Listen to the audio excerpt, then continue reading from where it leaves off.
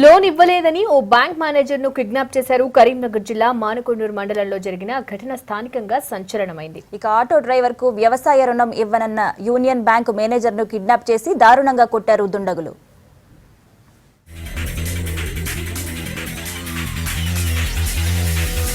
Loan ఇవ్వలేదన్న కారణంతో union bank manager నే kidnap చేసిన ఘటన కరీంనగర్ జిల్లాలో జరిగింది.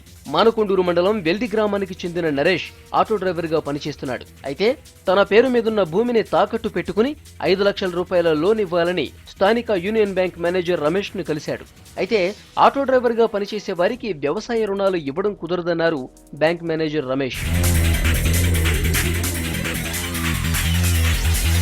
దీంతో బ్యాంక్ మేనేజర్ పై కోపం పెంచుకున్న నరేష్ 2 రోజుల క్రితం గ్రామ శివారులో మిత్రులతో కలిసి మాటు వేశారు.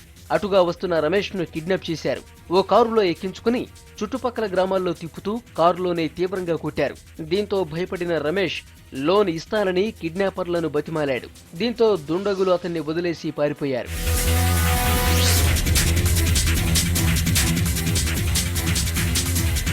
దుండగుల నుంచి బయటపడ్డ బ్యాంక్ మేనేజర్ స్థానిక పోలీసులకు ఫిర్యాదు చేశారు. తనపై దాడి చేసిన దుండగులపై చర్యలు తీసుకోవాలని కోరుతున్నాడు బ్యాంక్ మేనేజర్. నేను Union Bank of India Veldi branch మేనేజర్ని. వెల్ది గ్రామస్తుడు నన్ను లోన్ కావాలని అడుగుతున్నాడు. 1.5 ఎకరం పొలం ఉంది, కానీ ఆయనకు 5 లక్షల రూపాయలు లోన్ కావాలని అడిగారు.